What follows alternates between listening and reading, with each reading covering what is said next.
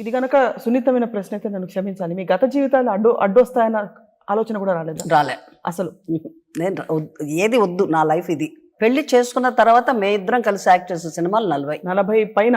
ఎక్కడ పోస్టర్లు చూసినా మావే ఉండేవి. సో జనం అంతగా ఆదరించడానికి కారణం మీ ఇద్దరి మధ్య ఉండే కెమిస్ట్రీ చూసారా, లేక మీ ఇద్దరు దంపతులుగా కనిపిస్తారు కాబట్టి యాక్సెప్ట్ చేశారా? లే, మొదటి నుంచి కూడా మా పేరంటే జనానికి చాలా ఇష్టం.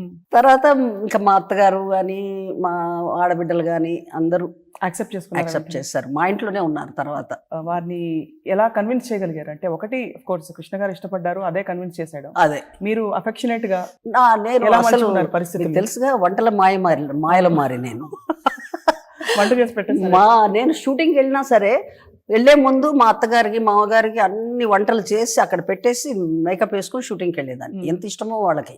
మా అత్తగారు లాస్ట్ చనిపోయేటప్పుడు నిర్మల బెండకాయ కూర రసం ఉంటే తింటానన్నారు. అదే ఆవిడ లాస్ట్లో తినింది కూడా. 3 సినిమాలు అయిన తర్వాత నేను కృష్ణ గారి కాంబినేషన్లో 3 సినిమాలు అయిన తర్వాత అడిగాను నేను డైరెక్ట్ చేస్తానని. వద్దు నువ్వు ఇప్పుడే ఇండస్ట్రీలో హీరోయిన్గా నేను ఇప్పుడే ఎంటర్ అవుతున్నావు, నువ్వు డైరెక్టర్ అయిపోయావు అనుకో, నేను బుక్ చేసేవాళ్ళు కూడా ఉండరు, ముందు ఆర్టిస్ట్గా ఒక 100 సినిమాలు పూర్తి చేయి, దాని తర్వాత నువ్వు డైరెక్టర్ అవు అని అన్నారు. సరే, ఇంకా యాక్టింగ్ మీద పడిపోయాం. నాకు అట్లా మలయాళం, తెలుగు, తమిళ్ అన్ని లాంగ్వేజ్. నేను కేరళ కొచ్చిన్లో ఉన్నా సరే కృష్ణ గారు కారు వేసుకొని వచ్చేసేవారు నా కోసం. డైరెక్షన్ విషయానికి వచ్చినప్పుడు కృష్ణ గారు ఏమన్నారంటే, ఇప్పుడు 80 సినిమాలు అయింది కదా, ఇప్పుడు ట్రై చేయన్నారు. సరే అని కవిత సినిమా మలయాళం సినిమా, ఒరిజినల్గా మలయాళం రైటర్ నాకు చెప్పాడు. ఎందుకంటే నేను మలయాళంలో చాలా సినిమాలు యాక్ట్ చేస్తున్నా. ఏదన్నా మంచి కథ ఉంటే చెప్పవయ్యా అంటే చెప్పాడు. చాలా మంచి కథ. సరే నేను తీస్తామనుకుని తెలుగులో బడ్జెట్ వేసాను. జగ్గయ్య గారు, సావిత్రి గారు, నేను, చంద్రమోహను ఇట్లా బడ్జెట్ వేస్తే 6 లక్షలకు వచ్చింది ఆ రోజు బ్లాక్ అండ్ వైట్లో.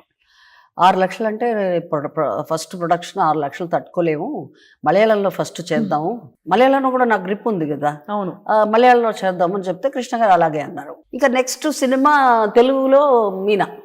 ఫస్ట్ సినిమా తెలుగులో డైరెక్షన్ మీనా నవలో నేను చదివాను, నాకు నచ్చింది. ఎక్కడ ఉందంటే మధుసూదన్ గారి దగ్గర ఉంది, దుక్కుపాటి మధుసూదన్ దగ్గర ఉంది. సరే, నేను అప్పటికి వాళ్ళ పిక్చర్లు యాక్ట్ చేస్తున్నాను కాబట్టి వెళ్ళి ధైర్యంగా అడిగాను, ఏమండి నాకు నవల ఇస్తా, ఎవరితో తీస్తావు అన్నారు.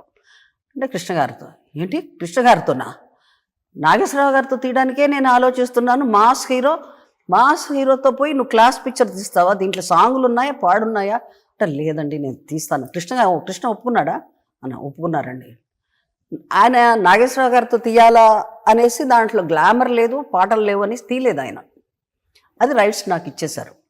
ఇచ్చేస్తే ఇక పక్కా నవల్లో ఏముంది ఒక్క ఇంచు కూడా మిస్ అవ్వకుండా తీశాను.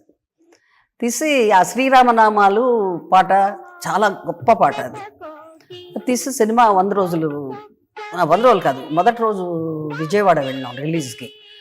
నాకు డిస్ట్రిబ్యూటర్కి గొడవ ఏంటంటే, శ్రీరామనామాలకు వచ్చిందంటే అందరు లేచి వెళ్ళిపోతారు, ఎవరు కూర్చోరు థియేటర్లో. అది ఎందుకు, మనకు ఇంత బాగుంది కదా సినిమా, ఆ ఒక్క పాట తీసేయండి అన్నాడు. నేను తీనండి, నాకు పాట నచ్చింది, జనానికి కూడా నచ్చుద్ది అని చెప్పి కూర్చున్నాం థియేటర్లో. కృష్ణ గారు, నేను, అందరం డిస్ట్రిబ్యూటర్. ఆ పాట రాగానే దడొచ్చేసింది నాకు. కృష్ణ గారిని గిల్లేస్తున్నాను, ఏమంటే లేచిపోతారా జనం, నువ్వు చూస్తా ఉండు, ఎందుకు కంగారు పడతావు అన్నారు. నేను అలా చూస్తున్నా, ఎవ్వరు కాదల్లా అంటే నా జడ్జిమెంట్ కరెక్ట్ అని ప్రూవ్ అయింది. ఇక ఆ పెద్ద హిట్ అది, ఆ సాంగ్.